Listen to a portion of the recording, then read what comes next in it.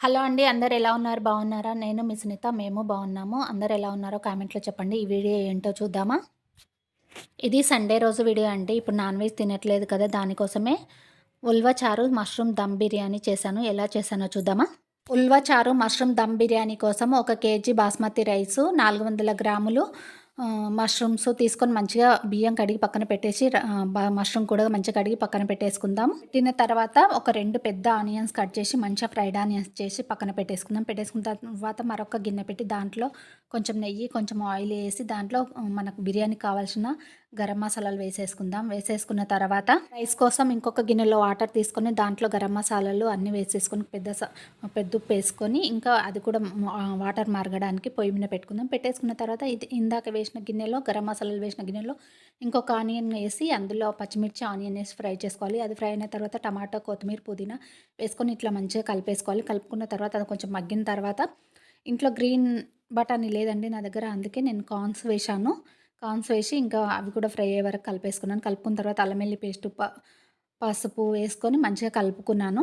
వేసిన తర్వాత మంచిగా కలుపుకోవాలి. అది దానికి అల్లం వెల్లుల్లి పేస్టు, పసుపు పట్టేటట్టు ఆ ముక్కలకి కలుపుకుందాం. కలుపుకున్న తర్వాత ఇక్కడైతే ఎసరు కాగిపోయిందండి. ఎసరు కాగిపోయింది కదా! ఇందులో రైస్ వేసేసుకుందాం.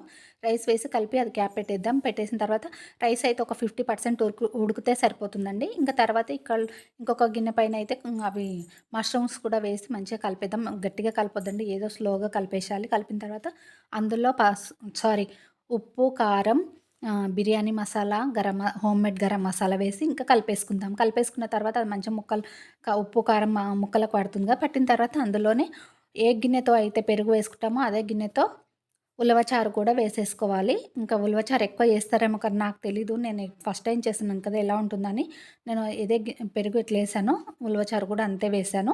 మీ ఇష్టం ఉంటే ఎక్కువ వేసుకోండి. ఇంకా తర్వాత ఏసిన తర్వాత అందులో గిన్నె కొంచెం వాటర్ ఉంటే అది కూడా ఏసాను. రైస్ అయితే 50% ఉడకాలండి. ఎందుకంటే అది కూడా వాటర్ ఎక్కువగా ఉంటుంది కదా! నేను ఈడ ఫ్రైడ్ ఆనియన్స్ ఏయడం మర్చిపోయానండి. ఇంకా తర్వాత మీరు వేసుకోండి. ఇంకా తర్వాత రైస్ కూడా వేసేసుకోవాలి. వేసేసుకున్న తర్వాత ఫుడ్ కలర్ మనకు కావాల్సినంత వేసుకోవచ్చు. నేను కొద్దిగే వేశాను. ఫ్రైడ్ ఆనియన్స్ ఫస్ట్ మర్చిపోయాను కదా! మొత్తం పైన వేశాను. ఎక్కువైపోయింది. ఫ్రైడ్ ఆనియన్స్ వేసేసుకున్న తర్వాత ఇంకా పుదీనా పైన వేసేసుకొని ఇంకా కొంచెం పైనంగా నెయ్యి వేశాను. ఆ వీడియో అయితే స్కిప్ అయింది. ఇంకా క్యాప్ టైట్‌గా పెట్టాలి. కొందరైతే గోధుమ పిండి అట్లా కూడా పెడతారు. నేనెప్పుడు అట్లా పెట్టను. పెట్టిన తర్వాత క్యాప్ గట్టిగా పెట్టేసి ఈ చిన్న రోల్ ఉంది నా దగ్గర. ఆ రోల్ అయితే పెట్టేసాను. అంతే, ఇంకా మంచిగా దమ్ అయింది. ఒక 20 మినిట్స్ తర్వాత రైస్ అయితే మెత్తగా అయితుందేమో అనుకున్నాను. లేదండి, మంచిగా అయింది. ఇంకా ఫస్టే నేను కలిపేస్తున్నాను. కలిపిన తర్వాత ఇంకా ఫస్ట్ అయితే మా హస్బెండ్‌కి పెట్టిస్తున్నాను ఎలా ఉందా అని. పెట్టేసిన తర్వాత మా హస్బెండ్ ఏమంటున్నారంటే, ఇంతకుముందు ఒకసారి నేను మష్రూమ్ కర్రీ చేశానండి. నేనెప్పుడు చేయలేను. ఫస్ట్ టైమ్ చేసి అప్పుడైతే కర్రీ అస్సలు టేస్ట్ కాలేదు. ఇప్పుడు గూడా మష్రూమ్ బిర్యానీ చేసావు, ఎలా అయిందో ఏమో తినాలని అంటున్నాడు. అంటే ఏంలే, బావుంది తిను అని చెప్పాను. ఇంకా టేస్ట్ అయితే భలే వచ్చిందండి. ఈ స్టైల్‌లో మీరు ట్రై చేసి ఎలా వచ్చిందో కామెంట్‌లో చెప్పండి. ఈ వీడియో ఇంతే. బాయ్.